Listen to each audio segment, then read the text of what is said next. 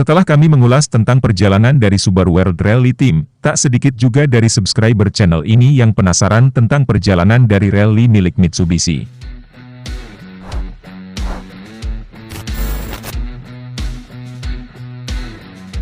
Kegiatan motorsport Mitsubishi bermula ketika Mitsubishi mengekspor mobilnya yang bernama Colt 800 pada tahun 1965 di Australia. Alasan mengapa Mitsubishi mengirimkan mobil tersebut ke Australia, yaitu untuk menguji daya tahan dan durabilitasnya. Dan pada tahun 1966, Doug Stewart yang ditugaskan Mitsubishi untuk mengemudi Colt 800 untuk sesi tes uji ketahanan, dinyatakan berhasil, dan Doug Stewart memberikan saran ke Mitsubishi untuk mengikuti ajang balap yang bernama Southern Cross Rally. Mitsubishi merundingkan rencana tersebut, dan Mitsubishi setuju untuk mengikuti rally. Karena olahraga rally pada saat itu sangatlah populer, sehingga menjadi cara yang efektif untuk mempromosikan mobil penumpang mereka untuk pasar internasional. Berlanjut di tahun 1967, Mitsubishi membawa dua Colt 1000F yang memiliki kapasitas mesin lebih besar dari Colt 800 untuk mengikuti ajang ini. Hasilnya, Mitsubishi berhasil mendapatkan posisi ketiga, dengan pengemudinya Doug Stewart. Berlanjut di tahun 1972, Andrew Cohen dikontrak Mitsubishi untuk menjadi driver, dan ditunjuk untuk memimpin rally Mitsubishi di wilayah Eropa, dengan dua mobil Galant 1600 GSL dan Galant GTO 70X. Meskipun terkendala masalah kopling dan rem, Andrew Cohen meraih kemenangan pertama untuk Mitsubishi, setelah mengalahkan 240Z kepunyaannya Nissan. Di tahun selanjutnya, ajang WRC diciptakan, dan Mitsubishi mengikuti kompetisi ini dengan satu mobil Lancer 1600 LGS, dan 5 mobil Lancer 1600 GSR, dengan pengemudinya Andrew Cohen dan Joginder Singh. Hasilnya, tim Mitsubishi berhasil memimpin di posisi 1, 2, 3 dan 4 di Safari Rally dan Southern Cross Rally. Berlanjut di tahun 1974, susunan pembalap utama masih sama. Di musim ini, Mitsubishi berhasil mendapatkan kemenangan pertamanya di Safari Rally, dengan Lancer 1600 GSR. Lancer 1600 GSR terus dikembangkan, sehingga mendapatkan kemenangan beruntun dari tahun 1974 hingga tahun 1976, di Southern Cross Rally. Dan di posisi 1, 2 dan 3 di Safari Rally pada tahun 1976. Berlanjut di tahun 1977, Andrew Cohen mendapat posisi pertama dan diikuti oleh Joginder Singh di posisi kedua di Bandama Rally.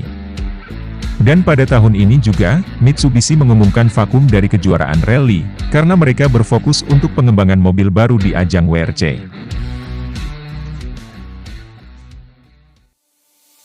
Setelah vakum dari WRC selama 3,5 tahun, Mitsubishi hadir kembali di WRC dengan mobil barunya yang bernama Lancer EX 2000 Turbo. Di mobil ini, pertama kalinya mesin legendaris berkode 4G63 terpasang. Tetapi, di versi awal mesin ini hanya menggunakan 2 valve per silinder, yang dapat menghasilkan daya di sekitar 250 horsepower. Untuk pembukaan musim ini, Mitsubishi mengirim 2 mobil Lancer EX 2000 ke Yunani, di bawah bendera Rallyart Eropa. Hasilnya, Mitsubishi hanya meraih posisi ke-9 secara keseluruhan. Karena hal ini, Mitsubishi vakum lagi beberapa bulan pada awal musim 1982, yang kembali meningkatkan kemampuan mobilnya. Sebagai hasil dari upaya pengembangan, Mitsubishi mengikuti rally Finlandia dengan posisi ketiga, setelah tertinggal dengan Audi Quattro. Tim pengembang Mitsubishi menyadari kekurangan perangkat 4-wheel drive pada mobilnya, ditambah dengan adanya aturan baru di WRC pada tahun 1983. Sehingga tim pengembang Mitsubishi dituntut untuk membuat mobil baru, yang dapat bersaing lebih kompetitif di ajang WRC. Singkatnya, pengembangan selesai di tahun 1984.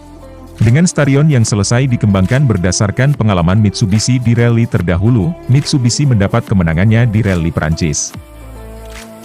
Lanjut di tahun 1985, Mitsubishi berencana membuat mobil produksi massal, untuk dapat mengikuti kelas rally Grup B. Tetapi, baru selesai mengembangkan dan membuat mobil produksi massal dari Starion, kelas rally Grup B dilarang pada akhir tahun 1986. FIA membanet Grup B karena seringnya terjadi kecelakaan yang membuat banyaknya korban jiwa. Alhasil, Starion hanya bisa ikut ke rally Grup B di beberapa acara saja, dengan hasil yang kurang maksimal. Karena Starion sudah tidak mungkin digunakan di ajang WRC karena hilangnya grup B rally. Mau tak mau, Mitsubishi harus membuat mobil baru lagi untuk rally, maka di musim ini, Galant VR4 tercipta sebagai pengganti Starion di ajang WRC. Mobil ini menggunakan mesin 4G63 seperti pendahulunya. Tetapi, dengan 4 klep per silinder, dan teknologi 4-wheel steering, yang membuat roda belakangnya mampu berbelok untuk handling yang lebih baik lagi. Masa awal diperkenalkannya Galant VR4, dayanya dapat mencapai 300 horsepower, dan di tahun 1988, Mitsubishi kembali lagi di ajang WRC dengan mengikuti aturan Grup A.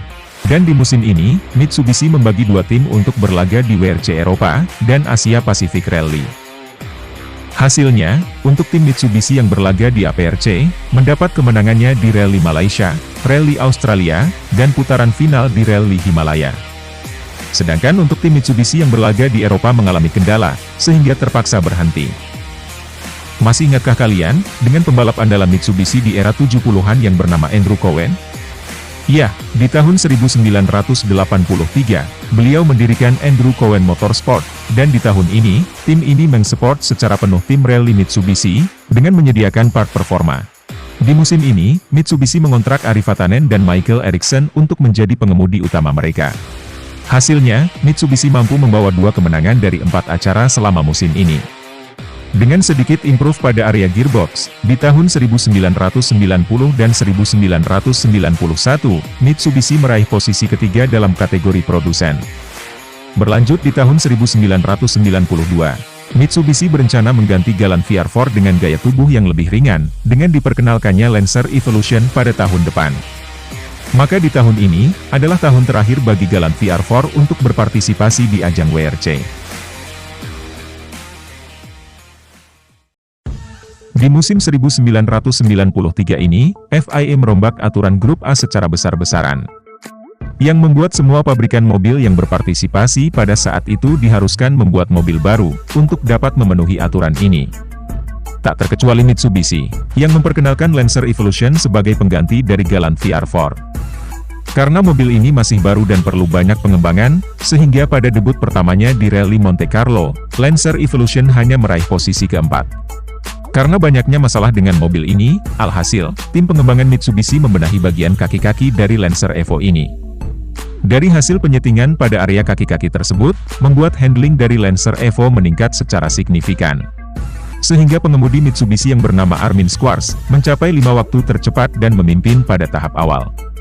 Hal serupa didapat oleh pengemudi Mitsubishi yang bernama Kenneth Eriksson, yang meraih 5 waktu tercepat pada musim ini. Ditambah ia meraih posisi kedua, yang membuat balap pada musim ini memiliki kesan yang baik untuk Mitsubishi. Berlanjut di musim 1994, susunan pengemudi masih sama seperti tahun sebelumnya. Dengan Kenneth Eriksson mencatatkan 2 waktu tercepat. Dan Armin Squarz mencatatkan 9 waktu tercepat, serta pembalap asal Jepang yang bernama Kenjiro Shinosuka, mencapai finish kedua di Safari Rally, setelah memperbaiki area gearbox. Di pertengahan musim rally ini, Mitsubishi memperkenalkan Lancer Evo generasi kedua, dan langsung diikut sertakan ke APRC. Pada putaran pertama di Indonesia Rally, Kenneth Eriksson menang, setelah menyalip Posumburn dan Richard Burns yang merupakan pembalap dari Subaru.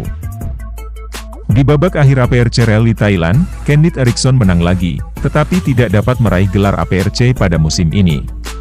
Berlanjut di musim 1995, Mitsubishi memasukkan Tommi Mäkinen sebagai driver utama.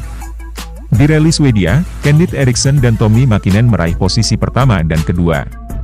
Lancer Evo 3 diperkenalkan pada babak keempat pada musim ini, tepatnya di Tour Korsika Prancis. Perubahan yang paling banyak terletak pada sistem asupan udara. Mulai dari intercooler yang lebih besar, dan pertama kalinya dipasangi perangkat yang bernama anti-turbo lag. Hasil dari pembenahan asupan udara tersebut, yang membuat driver Mitsubishi yang bernama Andrea Aghini meraih finish ketiga di Tour Korsika. Serta Kenneth Eriksson dan Tommi Mäkinen meraih posisi ketiga dan kelima kategori pengemudi. Sayangnya, tim Mitsubishi hanya meraih posisi kedua dalam kategori pabrikan, karena yang menempati posisi pertama pabrikan pada tahun ini adalah Subaru. Jika kalian juga penasaran tentang sejarah dan perjalanan rally dari Subaru, linknya akan kami sediakan di deskripsi.